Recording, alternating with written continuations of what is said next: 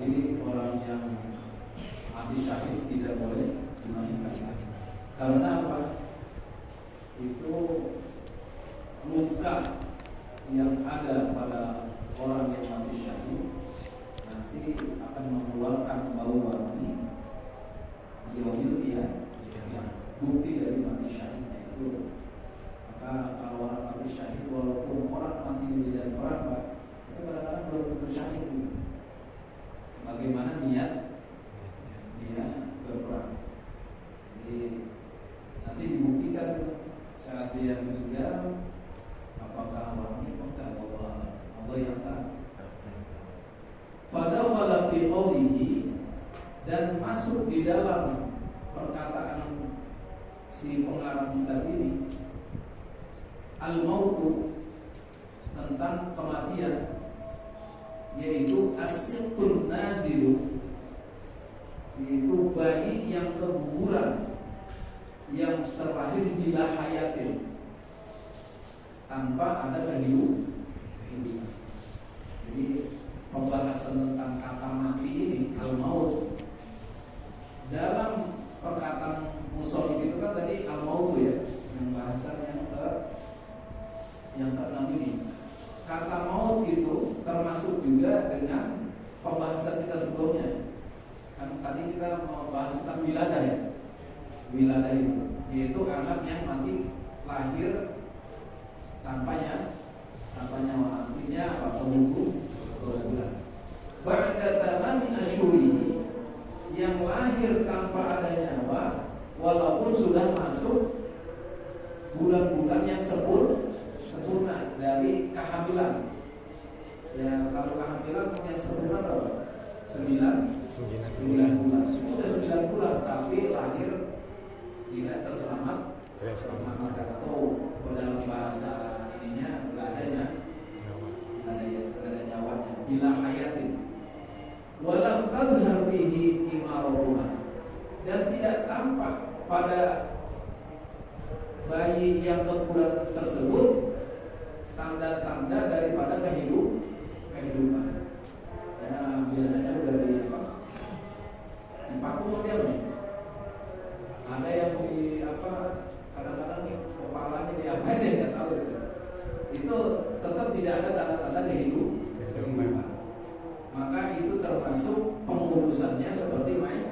Mayit berarti harus dimandikan, nanti proses-proses berikutnya. Lain kalau orang mati syahid.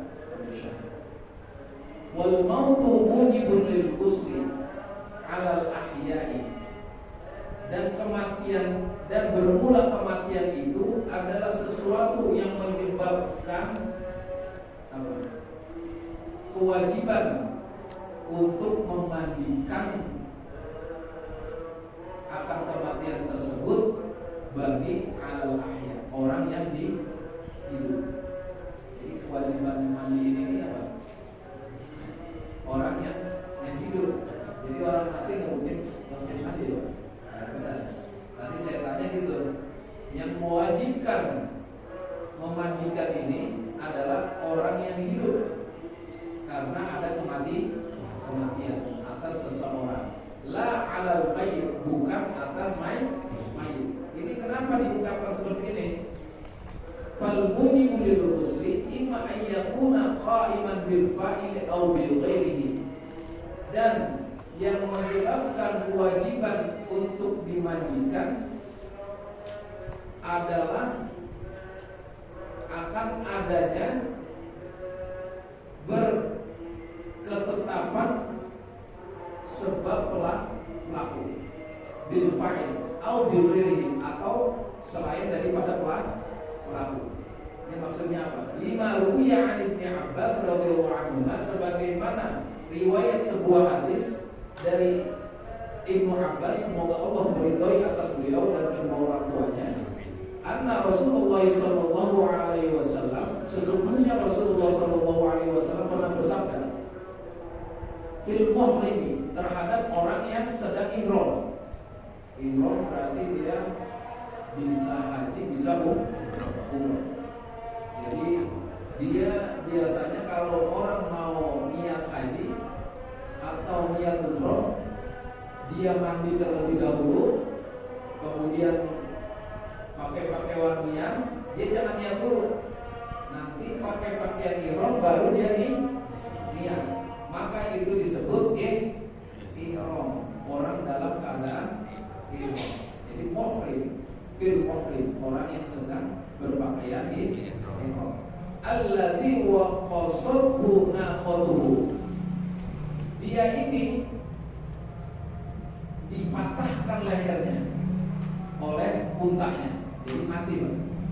Jadi kematiannya itu disebabkan oleh untanya, lehernya sampai patah, akhirnya mati apa meninggal? Meninggal dunia. Jadi terjadi seperti itu.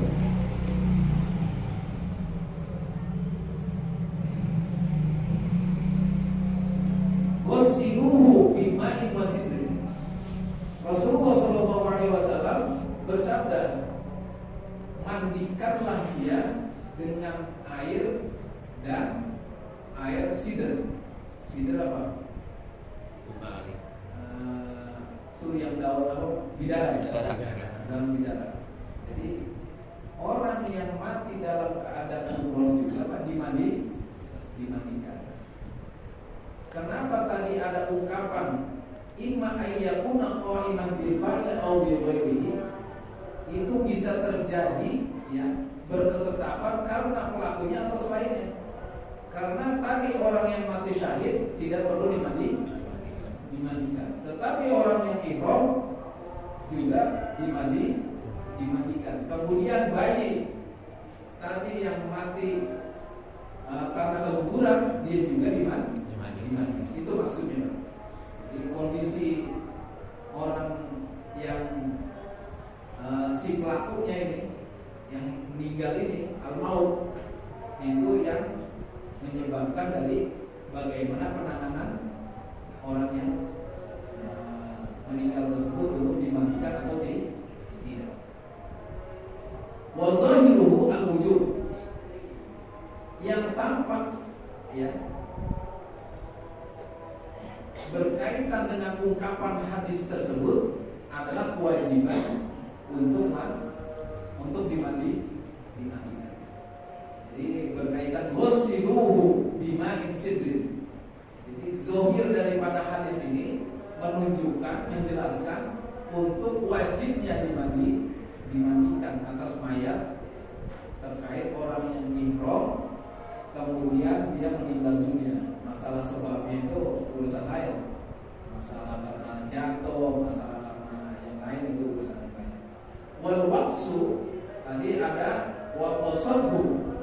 Wal waqsu itu maksudnya adalah kasrul unuqi. Itu dipecahkan atau dipatahkan lehernya ya. Oleh siapa tadi? Naqatuhu, oleh unta. Jadi orang yang patah lehernya itu maksudnya al-waqsu. Wallahu a'lam bishawab. Itu pembahasan kita berkaitan dengan wilayah dengan al-maut. Nanti kita tanya lagi. Cuma kemarin saya khawatir salah paham, ada yang nanya masalah yang 15 hari itu loh, berkaitan orang yang nifas.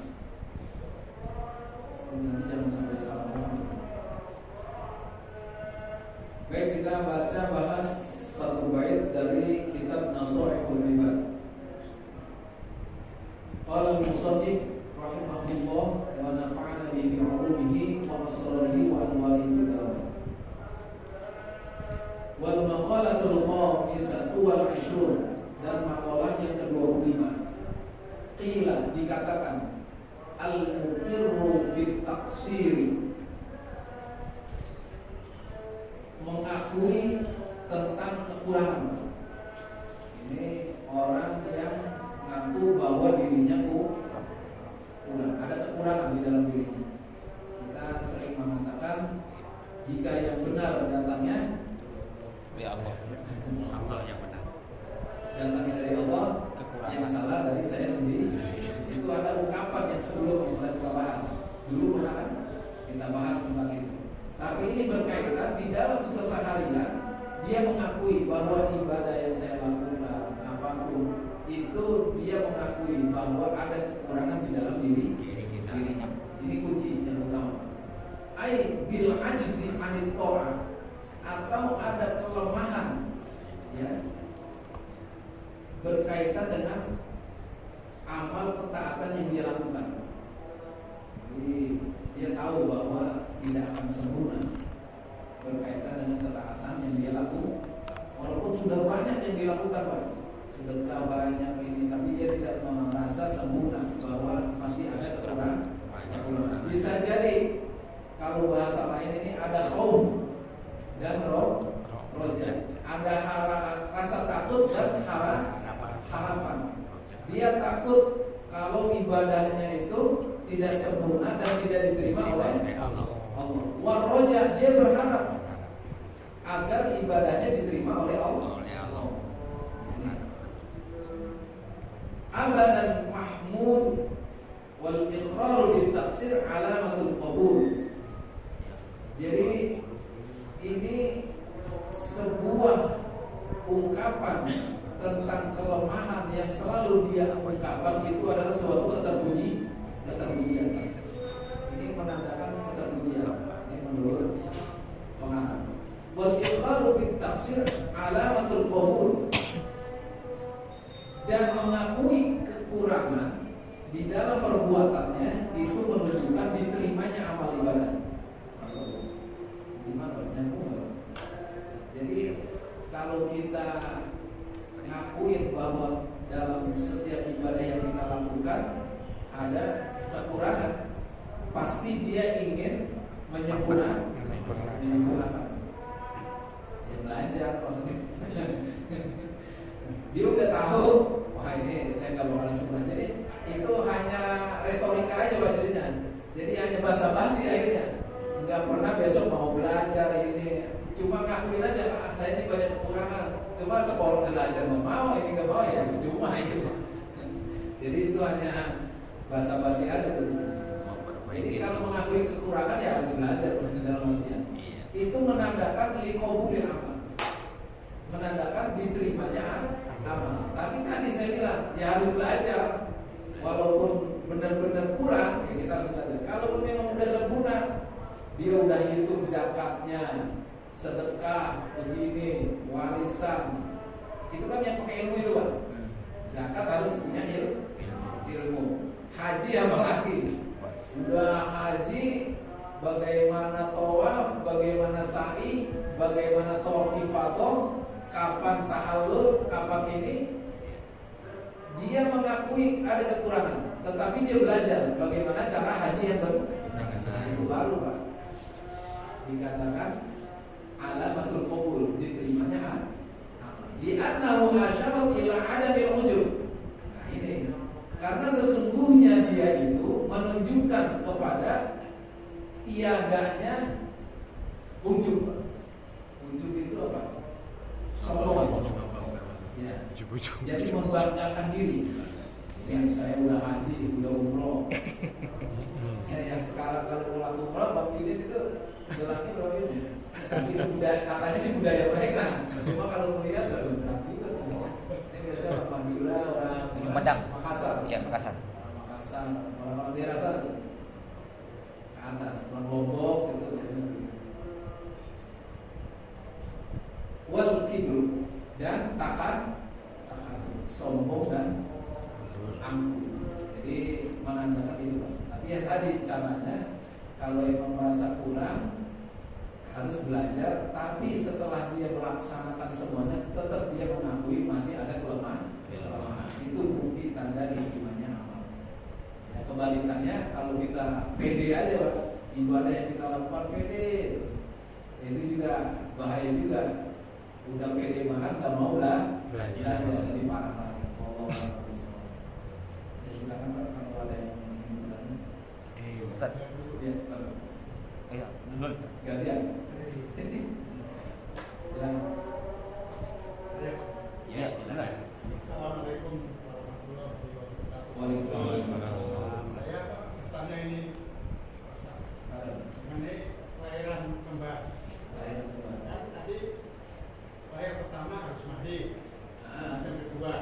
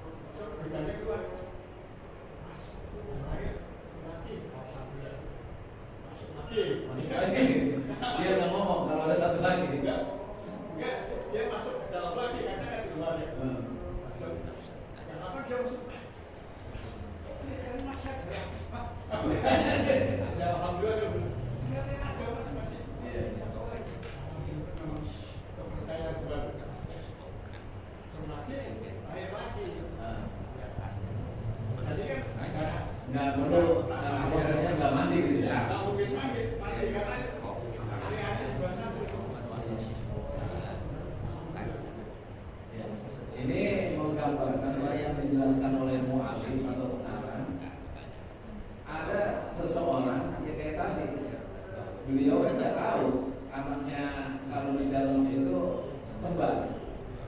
Apalagi zaman dulu orang mau meriksa kondisi ini, kemudian dia mandi aja. Tentunya habis itu berasa mau melahirkan lah lagi, itu maksudnya jadi bersih. Iya kan bisa aja dia udah melahirkan kan beda orang dulu sama sekarang ya, semakin canggih Allah juga kasih kondisi yang berbeda. Bisa jadi orang dulu lahir udah putus misalnya, terus nanti lahirin lagi. Ini dalam artian seperti itu. Gak ada berbeda. Iya, makanya tadi saya bilang kalau sekarang orang lahirin kembar pasti proses lanjut. Kalau dulu dia nggak tahu tadi bahwa masih ada bayi lagi kembar, dia udah mandi, habis itu lahirin lagi ya mandi lagi gitu. Dalam artian kalau terjadi, tapi itu biasanya sulit terjadi. Kayak tadi waktunya berdekatan ya sudah lahirin, habis ngelahirin mana? Nanti urusan nifas lagi beda lagi. Ini urusan melahirkan. Ya, nifas beda lagi nifas. Oh ini yang melahirkan kedua. Enggak, maksudnya ini langsung dua-duanya kan lahir. Itu berarti dengan proses kelahiran mewajibkan wanita untuk mandi. Tapi wanita tuh kalau yang nggak belajar itu nggak tahu kalau habis melahirkan itu mandi. Karena Rasulullah di dalam hadis juga pembahasan tentang haid dan sebagainya, itu sahabat itu disangka kalau mandi wajib itu karena hubungan suami istri. Keluar mandi kan macam-macam penyebabnya. Itu dulu sahabat juga nggak tahu kalau harus mandi karena keluar mandi, misalnya mimpi kan gitu kan. Itu dulu sahabat tuh nggak tahu juga. Nah, dijelaskan oleh Rasulullah. Ini pembahasan kita bulu marah dan sebagainya. Ya termasuk wilada, nifas, itu wanita taunya head aja. Setelah dia berkeluarga, melahirkan, kemudian terjadi nifas, bagaimana caranya? Nah itu harus kita Pak yang membimbing anak-anak kita. Ya paling nggak ada anak cucu besok kan gitu. Paling nggak mereka diajarkan tentang fikih. Tadi jadi bisa menyesuaikan saja. Assalamualaikum warahmatullahi wabarakatuh. Ada dua hal yang ingin saya tanyakan. Yang pertama terkait masalah orang meninggal yang syahid gitu kan. Saya pernah mendengar tentang seorang perempuan ketika ingin melahirkan itu bertaruh nyawa, kira-kira gitu. Bertaruh nyawa. Kalau dalam waktu melahirkan terus orang tuanya itu meninggal, anaknya tidak, tapi ibunya meninggal gitu. Itu apakah itu masuk kategori syahid? Kalau itu masuk kategori syahid, apakah itu juga wajib dimandikan? Itu yang pertama. Terus yang kedua tentang sholat, Ustaz. Sholat itu kan wajib. Jadi bagi umat yang meninggalkan sholat itu kan wajib mengqadha. Sementara kita aktivitas itu tidak bisa terhindari. Contoh, kalau kita pulang kampung dengan jarak jauh, bukan membawa kendaraan pribadi. Kalau kendaraan pribadi bisa pas waktunya sholat mampir gitu kan. Ini naik kendaraan umum yang mampirnya itu di tempat tertentu udah ditentukan gitu. Nah, pas pada waktu mampir itu belum masuk duhur gitu kan. Belum masuk waktu. Belum masuk waktu duhur. Tapi terus berangkat kembali belum masuk juga. Belum masuk duhur juga. Nah, panjang lagi sampai melewati duhur. Ya, berarti maghrib. Artinya ada dua di situ. Ada dua sholat duhur dan asar yang ditinggalkan gitu kan. Itu bagaimana cara mengkodoknya?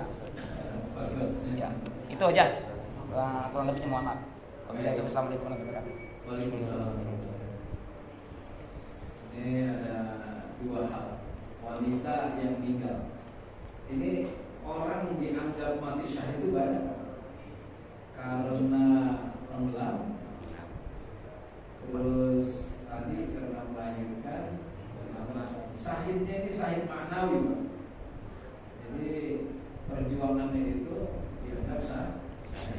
bukan syahid hakiki seperti orang-orang tadi yang terluka, tertembak dan sebagainya. Itu beda, perlakuannya juga beda. Maka bagi syahid yang maknawi ini, kalau kondisinya itu memungkinkan untuk dimandikan, diurus secara sempurna, maka diurus secara sempurna. Contoh kasus dulu tsunami Aceh, sudah tidak mungkin untuk dimandikan. Saking banyaknya. Kemudian saking banyaknya.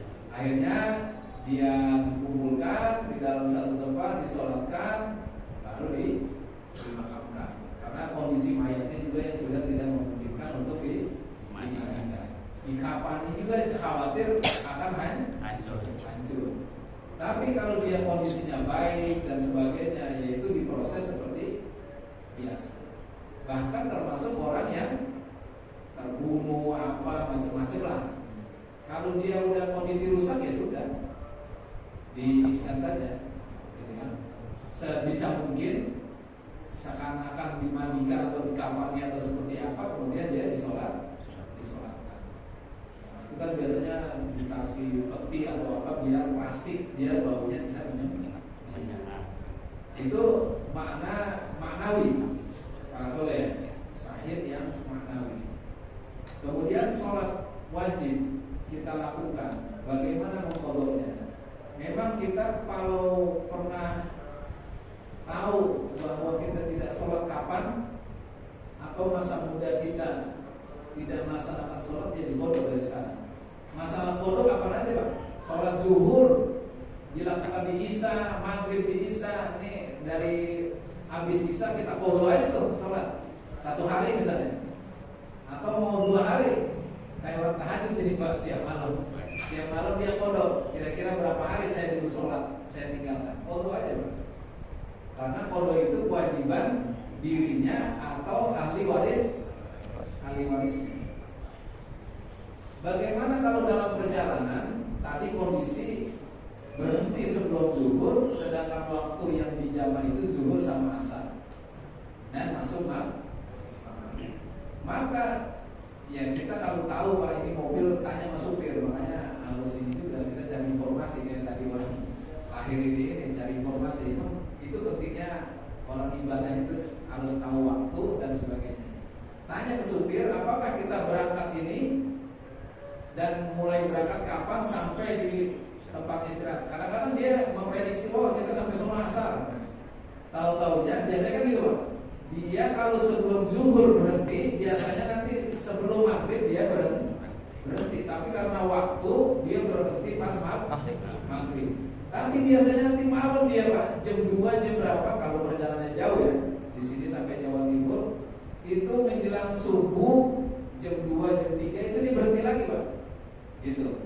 Tapi nanti subuhnya yang sering lewat langsung sampai tujuan. Nah, caranya bagaimana? Ya kita ihtiroman bil waktu. Kita wudu saat turun tadi, kemudian kita punya wudu. Kalaupun batal kita tayamum di fisik kendaraan. Kemudian kita sholat menghadap kemana saja. Gitu. Kalau musafir boleh dikosor nggak Pak? Boleh kan? Musafir itu boleh dikosor Pak. Ya udah, sholat zuhur 2, komat, sholat zuhur 2, komat lagi, sholat asar 2 rakaat. Nah, udah tidak sambil duduk aja kendaraan. Ruku begini, sujudnya lebih rendah. Mau ngadap kemana aja, udah. Pokoknya ikut aja Pak. Yang penting niatnya mustaqbilal kita. Itu penghormatan tentang waktu. Nanti kalau masih ada waktu lagi Pak, ternyata sampai sana masih sebelum maghrib, kita sempat sholat, kita ulang lagi Pak. Tadi kita anggap tarziman waktu, tapi saya dulu kalau masih nyantri mah, karena kita anggap itu udah yakin, kita tidak ulang. Tapi kalau Anda tidak yakin Pak, silakan ulang untuk mencapai posisi sholat yang sempurna. Seperti sekarang supir Grab, memang kerjanya di jalan Pak. Ya udah dia bagaimana mungkin dia sholat sambil nyupir Pak, karena dia bawa penumpang. Ini asar udah lewat, dikit lagi maghrib. Nanti kalau dia sampai lokasi sebelum maghrib, dia masih bisa mengulang sholat asar, dia ulangi sholat asar. Pernah nggak ngalamin ini? Ya, nggak ada city grab. Nah, itu udah pasti Pak, itu akan ngalamin. Kalau ini baru penumpang. Ini supir grab di Jakarta Pak, macet Mas. Itu pasti ngalamin. Seperti itu sepertinya Pak Soleh. Jadi solusinya takzimatil waqt, kita wudu, kemudian kita sholat di kendaraan. Kalaupun nanti sampai di lokasi sebelum maghrib, kita ulang lagi sholat kita. Kalau ingin menyampai kesempurnaan. Sebagaimana kalau kita sholat nih Pak, di sini nih, kita sholat di sini sendirian Pak. Misalnya udah asar selesai sholat. Habis kita selesai sholat, ada orang datang, dia sholat sendiri. Bapak jadi makmum nggak apa-apa. Sholat dua kali untuk mendapat sholat jamaahnya. Nggak apa-apa. Gitu. Satu, bantu orang lain dapat jamaah, juga bapak dapat jamaah. Karena tadi nggak sholat jamaah. Atau mungkin sudah sholat jamaah tadi. Terus, ayo kita sholat gitu. Ikut aja sholat. Terus sholat yang sebelumnya? Ya nggak masalah. Itu untuk berkaitan dengan sholat jamaah. Seperti itu. Jadi ingin membantu orang lain dapat sholat jamaah. Sampai kayak itu laksana. Ada? Pada? Iya. Saya singkat padat tadi ya waktunya. singkat padat. Ini lama sekali kita. Bismillahirrahmanirrahim. Assalamualaikum warahmatullahi wabarakatuh. Waalaikumsalam. Semoga Pak Ustadz sehat, selamat, berkah, istiqomah, dan jamaahnya semuanya. Amin. Amin. Ini mengenai pertanyaan kemarin tentang terkait dengan zakat, bahwasanya kita kalau nggak mengeluarkan zakat itu timbullah atau bisa menimbulkan fitnah. Lantas yang saya tanyakan, fitnah apa saja itu Ustaz? Satu. Yang kedua, sekarang timbul fitnah dajjal, tapi dajjal judi online Iya. Sekarang sudah timbul dajjal fitnah dajjal judi online. Di mana saja banyak orang yang kena terdapat suatu judi online, baik itu orang besar maupun orang kecil, bahkan sampai rumah tangganya, sampai bisa juga menghalalkan segala cara, sampai orang-orang yang para pentolan, orang-orang teras pun bisa juga terjadi kena dampak-dampak dari judi online ini. Lantas bagaimana itu cara mencegahnya? Judi online itu banyak sekali para jamaah judi online itu yang terdampak kurang baik. Ada anak sekolah jadi jual dirinya untuk membayar utang, ada orang rumah tangga istrinya dibunuh dan lain sebagainya lah, banyak sekali itu. Nggak bisa dibayangkan itu Pak. Lantas bagaimana cara menyegahnya itu Itu dua aja. Ya udah. Terima kasih Ustaz. Mohon kesimpulannya ya. Masih. Baik, pertama ini Pak. Khul min amwalihim shadaqatan tutahhiruhum wa tuzakkihim wa shalli 'alaihim. Kalau orang-orang yang mencari harta benar-benar dengan sungguh-sungguh, terus mengharapkan ridha Allah Subhanahu wa taala, maka dia pasti tahu konsekuensi daripada zakat. Saat hartanya sudah melampaui nisab, maka bahkan disuruh aparat untuk ambil min amwalihim, dari orang-orang yang sudah melampaui nisabnya itu, untuk mengeluarkan zakat. Wa tutahhiruhum, yang akan mensucikan. Ini zakat itu mensucikan. Dan sekarang bagaimana nggak jadi fitnah? ini duitnya banyak yang harusnya disucikan.